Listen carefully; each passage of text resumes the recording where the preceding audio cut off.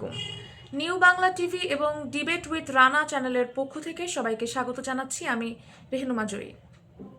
শুরুতেই সংবাদ শিরোনাম। দেশে ফিরে রাজনীতির নতুন অধ্যায় শুরু করছেন তারেক রহমান। বিএনপির ভারপ্রাপ্ত চেয়ারম্যান তারেক রহমান 25 ডিসেম্বর বাংলাদেশে আসছেন বলে জানা গেছে।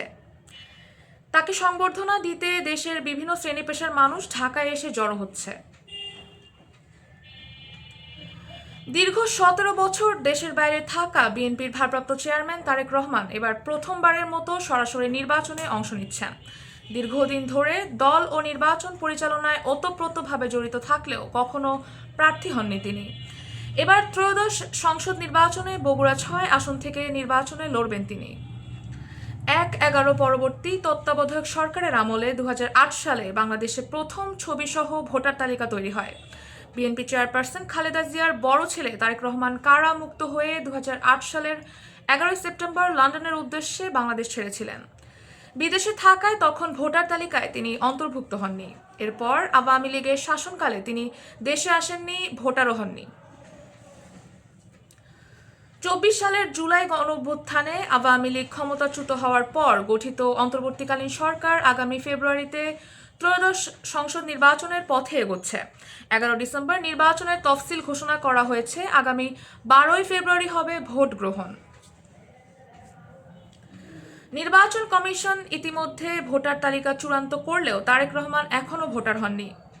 ফলে তফসিল ঘোষণা হওয়ার পর থেকেই রাজনৈতিক মহলে তারেক রহমানের ভোটার হওয়ার বা প্রার্থী হওয়ার বিষয়ে নানা জল্পনা চলছিল। সব শঙ্কা উড়িয়ে 25 ডিসেম্বর দেশে ফেরার পর বিএনপির ভারপ্রাপ্ত চেয়ারম্যান জাতীয় পরিচয়পত্রের জন্য নিবন্ধন করবেন এবং এরপর নির্বাচন কমিশনের ভোটার তালিকায় নাম অন্তর্ভুক্তির আবেদন করবেন। ইসি আবেদন অনুমোদন করলে তিনি বাংলাদেশের নাগরিক ও ভোটার হিসেবে পূর্ণ অধিকার ফিরে পাবেন। এরপর নির্বাচনে প্রার্থী হওয়ার পথে আর কোনো বাধা থাকবে না। ভোটার তালিকা আইনে বলা আছে, ইসি যে কোনো সময় ভোটার হওয়ার যোগ্য যে কোনো ব্যক্তির নাম ভোটার তালিকায় অন্তর্ভুক্ত করতে পারে। তারেক রহমান কোথায় ভোটার হতে চাইছেন তা বিএনপির পক্ষ থেকে এখনও জানানো হয়নি। ইসি কর্মকর্তারা বলছেন, গণপ্রতিনিধিত্ব আদেশ, সংবিধান ও ভোটার তালিকা আইনে ভোটার হওয়ার এবং প্রার্থী হওয়ার যে যোগ্যতা অযোগ্যতার কথা বলা আছে সেগুলো লঙ্ঘন না হলে তারেক রহমানের ভোটার বা প্রার্থী হওয়ায় কোনো বাধা নেই। ত্রয়োদশ জাতীয় সংসদ নির্বাচনে প্রার্থী হতে চাইলে তাকে 29 ডিসেম্বরের মধ্যে ভোটার হতে হবে। একই সঙ্গে দাখিল করতে হবে মনোনয়নপত্র। আগামী বছরের ফেব্রুয়ারি নির্বাচনে প্রার্থী হওয়ার ইঙ্গিত আগেই দিয়েছিলেন তারেক রহমান। অক্টোবরের শুরুতে বিবিসি বাংলার এক সাক্ষাৎকারে নির্বাচনে অংশ নেওয়া সংক্রান্ত এক প্রশ্নের জবাবে তারেক রহমান ভোটে অংশ নেওয়ার কথা বলেছিলেন।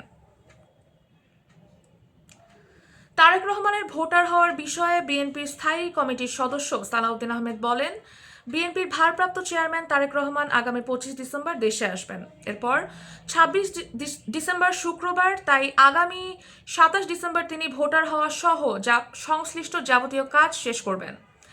বিএনপি স্থায়ী কমিটির সদস্য নজরুল ইসলাম খান বলেছেন, বিএনপির ভারপ্রাপ্ত চেয়ারম্যান তারেক রহমানের ভোটার হওয়া নিয়ে কোনো সংকট নেই।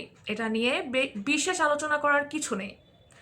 উনি বাংলাদেশের নাগরিক। ভোটার তালিকায় নাম না থাকলে নাম ওঠানোর জন্য সময় পার হয়ে যায়নি।